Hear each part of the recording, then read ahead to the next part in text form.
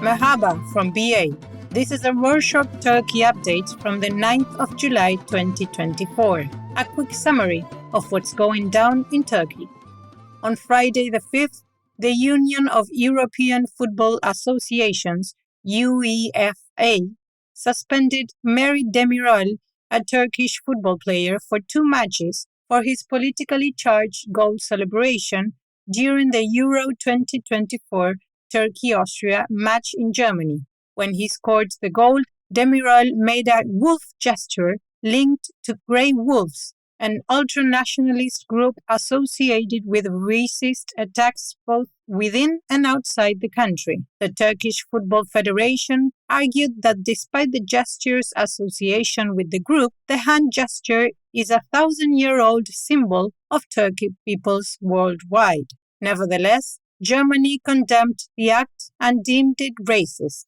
The UEFA agreed with Germany and it suspended the player. The Turkish Foreign Ministry condemned UEFA's decision, labeling it unacceptable and accusing German authorities of xenophobia.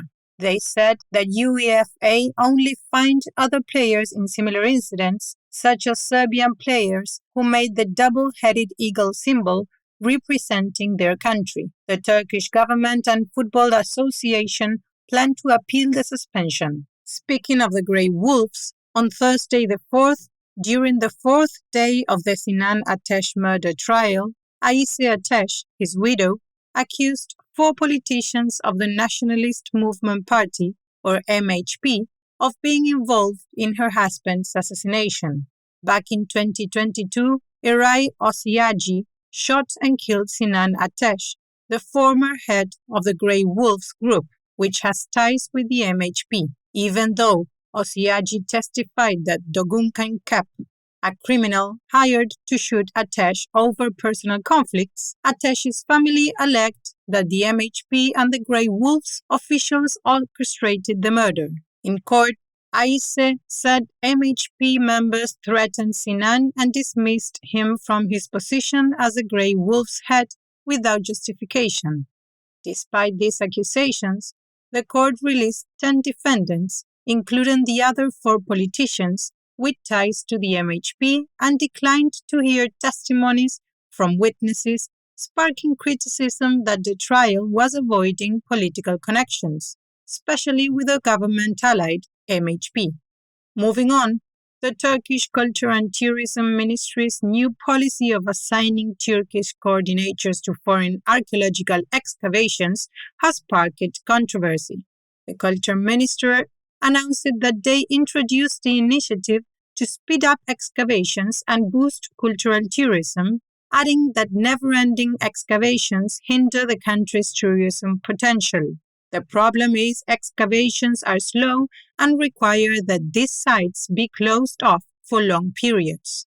The ministry only sees these excavations as moneymakers and wants the artifacts uncovered to create more tourist attractions.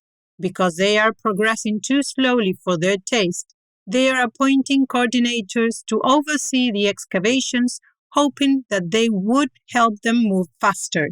Experts criticized that the minister focused on square meters excavated to determine the success of the excavation and argued that archaeological projects should be measured beyond physical excavation progress. They insisted that excavations take time and delicacy. It's not something that you can rush for the sake of boosting tourism.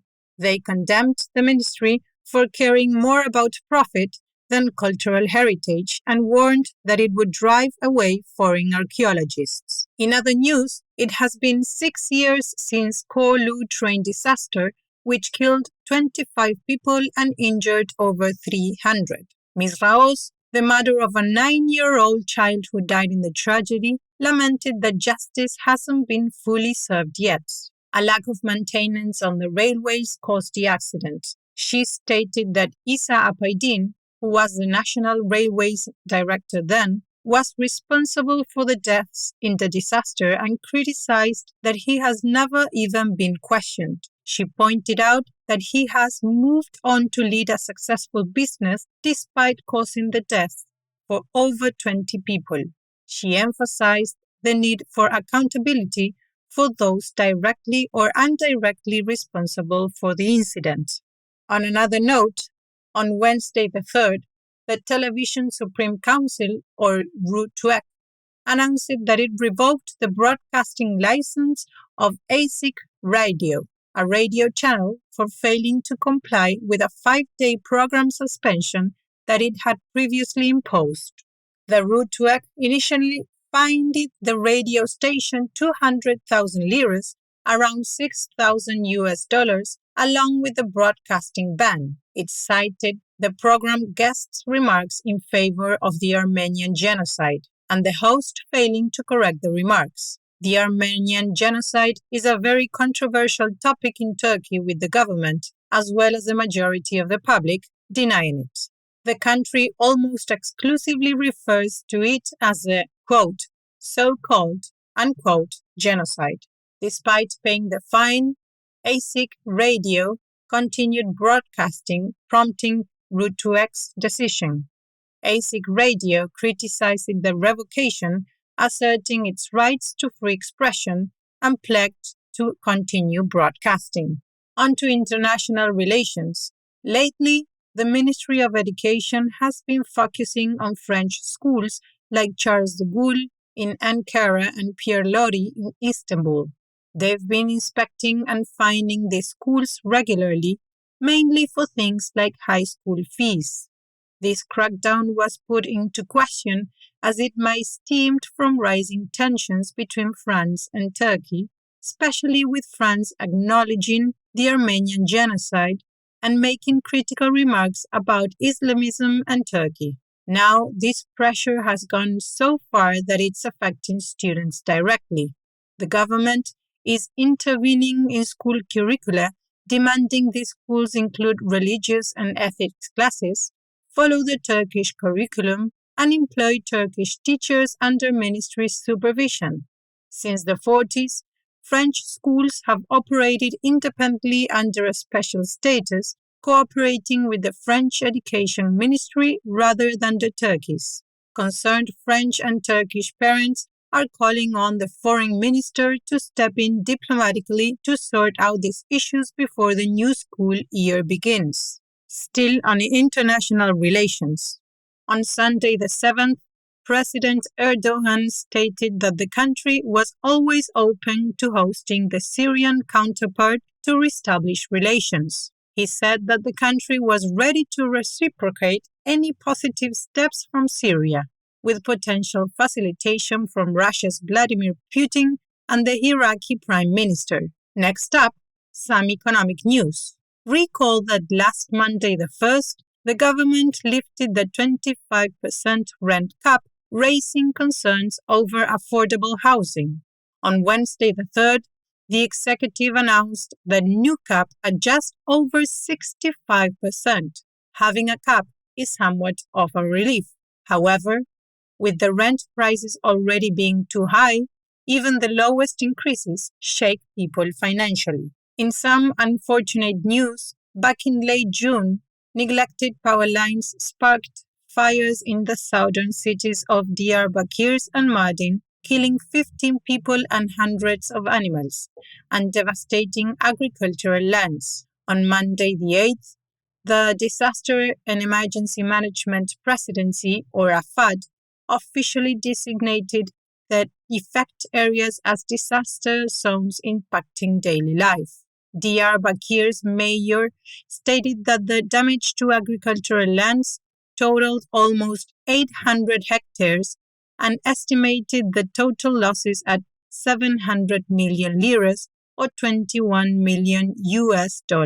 On Friday the 5th, Iran held its second round of presidential elections after failing to reach a majority in the first round on the 28th of June.